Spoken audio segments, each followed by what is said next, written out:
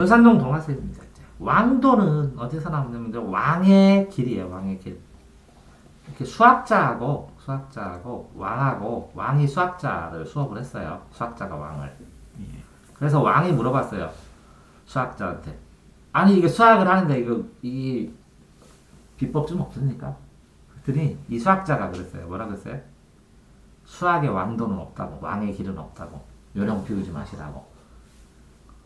그쵸? 왕도는 없을 뿐이지 공부하는 방법이 없는 건 아니에요. 공부법은 없어요. 잘하는 거 하나밖에 없기 때문에 다. 근데 공부법이 성향에 따라 이렇게 공부하는 애, 이렇게 공부하는 애, 이렇게 공부하는 애 다 달라서 얘하고 얘는 반대 방향이라 얘는 이쪽으로 가게 하고 얘는 이쪽으로 가게 해야 돼요. 얘는 더 빠르게 가게 해야 되고 도달하면 돼요. 근데 이렇게 다른 방법, 못하는 방법은 되게 여러 가지예요. 애들이. 그거를 사람들이 익숙하게 당연하게 이렇게 하면 공부 잘해 하는 거를 인식시키는 거예요. 그래서 공부법은 당연한 거예요. 예습복습 30번 하면 전교 1등이에요. 그걸 애들이 복잡하게 생각하는 것 뿐이에요. 됐어요? 그래서 공부법의 왕도는 반복의 반복. 그러니까 당연하잖아요. 반복해서 열심히 하라고. 공부법의 왕도 암기하고 이해하라고. 당연하잖아. 공부법의 왕도 많이 써보라고. 당연하잖아. 공부법의 왕도 문제 대량으로 풀으라고. 당연하잖아. 그 당연한 건 안 하는 거야, 애들이. 힘들다고. 그래서 공부법은 뭐라고요? 힘든 길이라고. 그러니까 왕은 편안하게 사는 사람이잖아. 그래서 왕도가 없는 거야. 힘든 길이라. 됐나요? 자, 수시하고 정시가 있을 때 수시는 교과 시험. 내신 점수 말하죠. 내신 점수. 학과 시험. 학종이라고 했어요. 학생부 종합이라고 그런 거는 이 교과 점수 플러스 상장이나 동아리나 봉사나 진로나 이런 활동을 했던 거예요. 스펙이 있는 거. 이해되세요? 요거는 내신 점수고 이거는 학종은 종합이야. 그래서 플러스라 여러 가지 활동한 거 플러스 자기소개서 플러스 면접까지 이렇게 봅니다. 어떨 때는 이게 정시인 이게 수능 점수예요. 수능 점수를 최저로 몇 등급 이상 맞아라 하는 최저가 있기도 해요. 그 다음에 뭐 논술도 수시의 일종이에요. 논술. 됐어요? 자, 수시는 뭐라고요? 교과 점수로만 가. 수능 안 보고. 근데 아무리 높아도 한양대 정도 수준밖에 한양대 이상은 없어. 저기 대학교 등급 학종만 있어. 그러니까 아주 높은 대학은 못 가. 교과로는. 이 교과는 시골에 있는 고등학교 다녔는데 시골 1등이야. 전교 1등, 부동의 1등, 올백이야 싹. 고등학교 내 하나도 안 틀렸어. 그러면 한양대 가는 거야. 서울대, 연고대, 뭐 서성한 이렇게 되면 한양대 정도는 가는데 나머지는 못 가는 거야. 서울대도. 이해됐어요? 응? 그래서 이거는 학교 교과서 점수만 가져가는 거야. 근데 교과 점수에는 플러스 시험 점수도 있고 수행평가, 숙제 낸 것도 있어요. 수행평가 점수를 합쳐내서 내요. 근데 이 학종은 여기다가 동아리 활동도 해야 되고 봉사 활동도 해야 되고 진로 관련 활동도 해야 되고 생활기록부도 잘 쓴 다음에 자기소개서 쓰고 면접하고 어떨 때는 수능 점수 최저 등급 맞춰갖고 가는 거야. 근데 이게 제일 많아. 됐어요? 이렇게 해가지고 한 65%가 수시로 가요. 나머지 35% 여기 뭐 논술은 한 5%, 10%, 5% 정도로 간다고 치면 이 정시가 나머지 한 20%, 30% 정도 가요. 그럼 정시는 뭐냐? 수능 점수로만.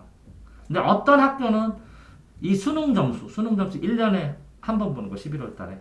그 앞에 보는 모의고사는 그냥 참고사항이에요. 점수, 모의고사 점수는. 수능을 잘 보기 위한 연습, 모의 연습. 자, 어쨌든 수능을 한 번 보고 결정이 되는데 이 수능 플러스 내신 점수까지 하는 학교도 있어요. 교과 점수. 그래서 공부는 이 수시에 교과 내신이 공신이에요. 유일한 교과 점수가 공신이에요. 왜? 이거는 합종에도 들어가고 이거는 정시에도 들어갈 때도 있고 이렇게 다 들어가니까. 이거는 3년 내내 학교 다니면서 하는 거니까. 됐어요? 수시 정시 알겠어요? 그러니까 수시는 뭐 중심? 학교 시험 중심. 정시는 뭐라고요? 전국 수능 시험 중심. 뭐 이 정도만 하고 이거보다 더 자세하게 해주면 요거만 가지고 1시간 걸리니까. 자, 좌뇌가 있고 뭐가 있어요? 우뇌. 우뇌가 있대요. 우뇌. 좌뇌랑 우뇌가 있대요. 그러면 특징상으로 우리는 뭘 많이 써요? 보통은 좌뇌를 많이 쓴다고 그러는데 우뇌로 뭘 발달하고? 시각화 시키라고. 시각화 의미지화 시켜서 공부하라고. 그래서 토니 부잔이라는 학자가 마인드맵으로 공부하면 좋다라는 이론을 많이 발표를 했어요. 됐어요?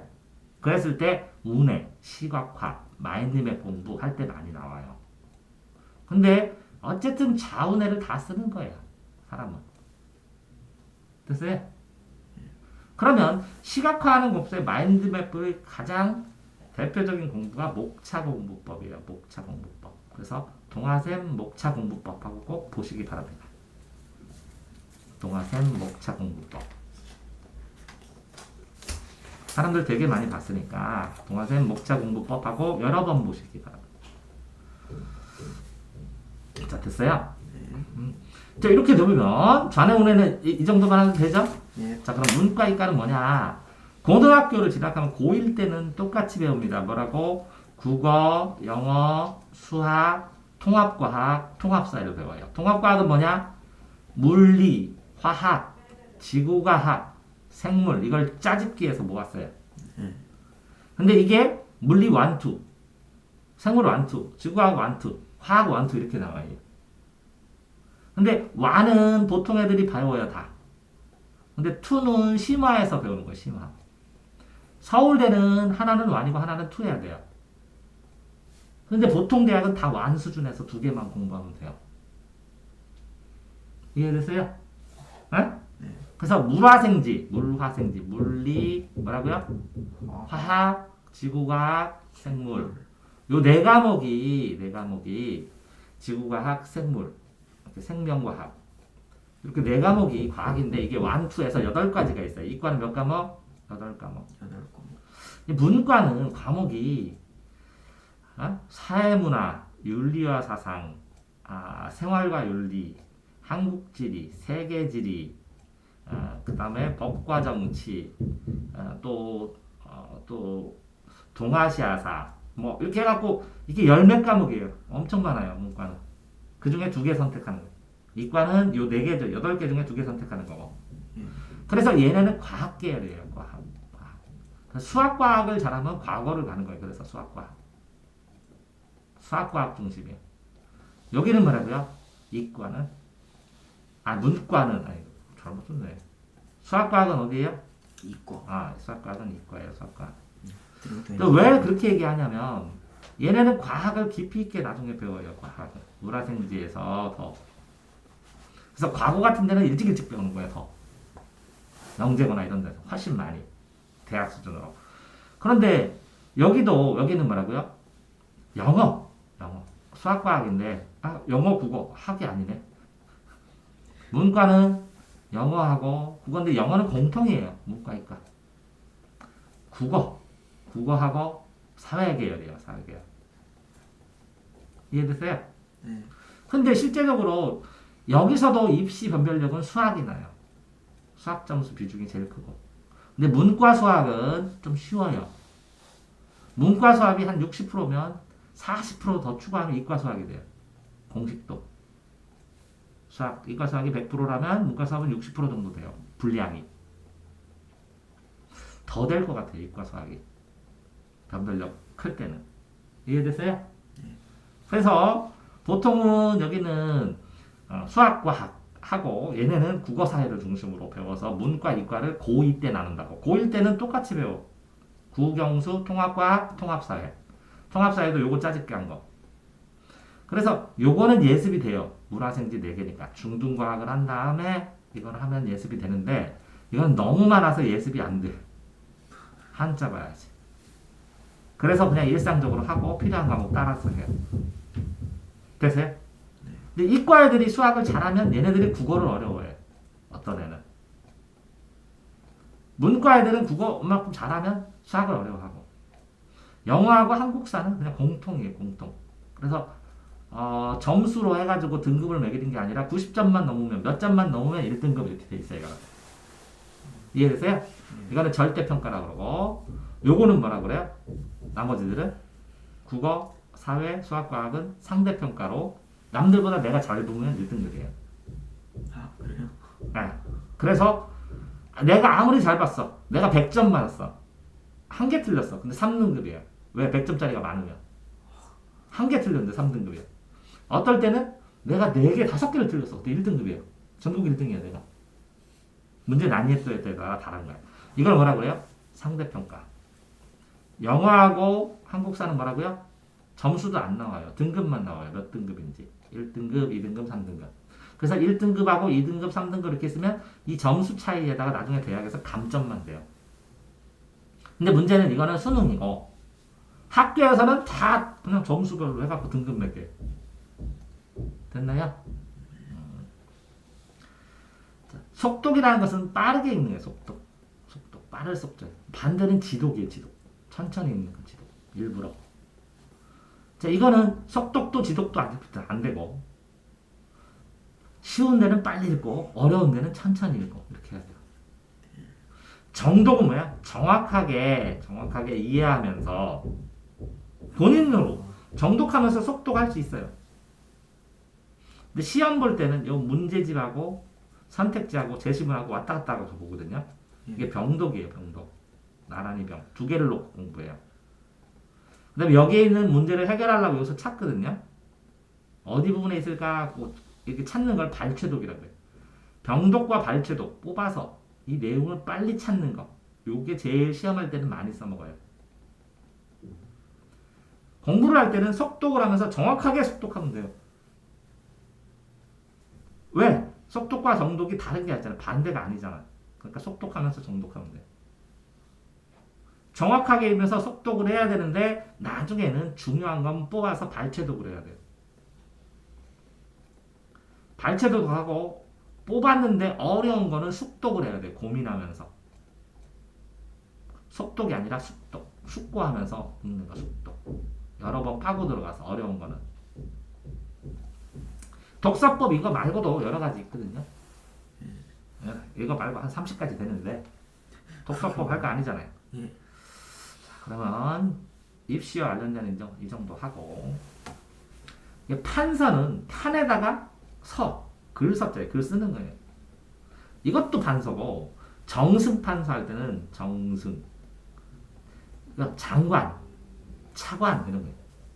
문교부 장관 그 밑에는 이자는 문교부 차관. 이해되세요? 이 관리가 판서예요. 정승 판서 할 때.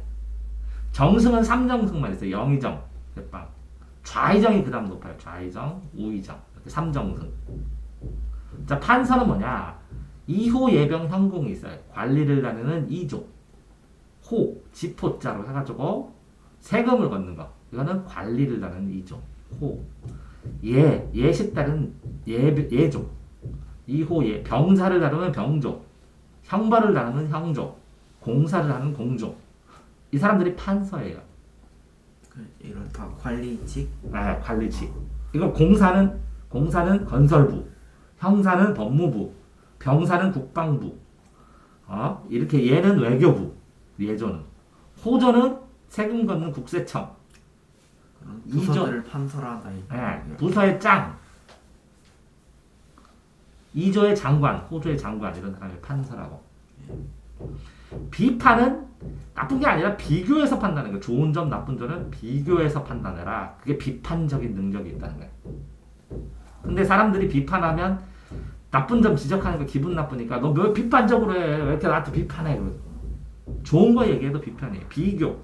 장단점을 비교해서 판단하는 게 비판이에요. 됐나요? 네. 자, 고전소설은 현대소설하고 다르겠죠. 현대소설이 있겠죠. 예. 근데 고전소설은 어떻게 돼 있냐? 제일 처음에 설화, 이야기설, 이야기화 해서 이야기설, 이야기화 해서 이걸 신화, 전설, 신과 신의 아들 이야기 실화. 증거가 있는 전설. 전해로운 증거가 있는 전설. 민담, 재미있는. 옛날에 어디서 있었는데 하면서. 이게 민담. 이게 세 개가 서로가 판소리로 됐어. 판소리가 나중에 판소리가 고전소설로 됐어. 고전소설이 개화기 때 신소설이 됐다가 나중에 현대소설로 바뀌는 거예요. 이해되세요? 이 신소설은 일제 치하, 일제강점기. 그 전에 있는 건 고전소설. 그 위에 있는 건 현대소설.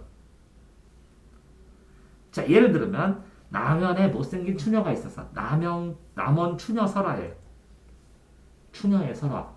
그 얘기가 심청가가 됐어. 그게 글자로 써져서 심청전으로 됐어.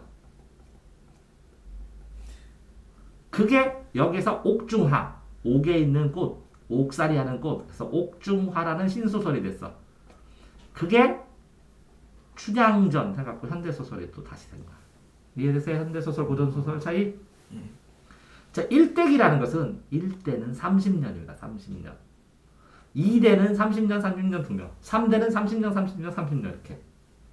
그래서 일대기 구성은 어떤 사람이 30년 동안 태어나서 죽을 때까지의 구성을 일대기 구성이라고 그래요. 일대기적 특징이 있는, 일대기의 특징이 있는 구성이에요. 그럼 뭐라고요? 전기문 쓸 때 이렇게 해요. 태어나면서 죽을 때까지 전기문. 전기문이 뭐죠? 자, 전에 이순신 전기문, 김구 전기문, 위인 전기문. 위인 전기 몰라요? 아, 그 전기예요. 그걸 구성할 때 전기문 구성할 때 이렇게 일대기 구성으로 한다고. 태어나서 죽을 때까지. 됐어요? 네. 자, 운문체하고 운문체는 운율이 있는 문체예요. 운율은 리듬이 있어야 돼요. 리듬이 있는 운율이 있는 거는 유일하게 시만 그래요. 시나 노래. 시 노래. 그러니까 판소리는 노래죠. 네. 추장가, 심청가. 그러니까 운율이 있죠. 네. 그래서 운문체예요. 판소리를 적어 놓으면. 근데 이거는 낭송은 시낭송 한다는 거죠. 읽기 위한. 읽기 적당한 체가 낭송체.